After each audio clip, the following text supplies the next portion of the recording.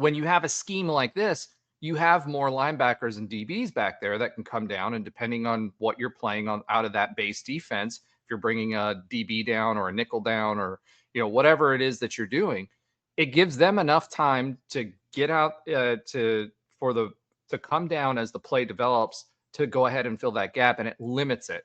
When we got to the second half, especially, they didn't care. They were already ahead enough that they just wanted to make sure that they kept everything in front of them, right?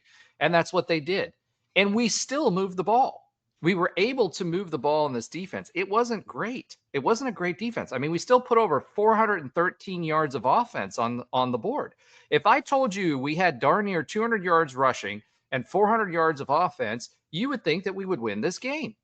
But see, that's where I always say, like, the great Bill Belichick, and even though he's terrible right now, the way he's always coached defense, this is kind of what Cincy was they're going to let you win in between the 20s.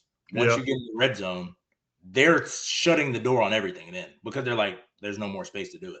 We're going to get to play tighter coverage and make perfect throws. And that's why you look at our red zone stats, Roger, they're horrible. We marched 9 minutes, then for penalties help, but when you can't move the ball in the 20 and score, which this is what we've had an issue with all season.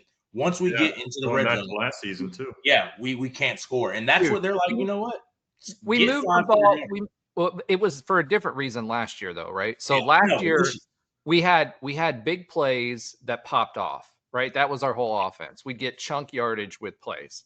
Yeah. And the problem is when you shorten the field, you don't have the ability to get that because you got more defenders covering less space, right?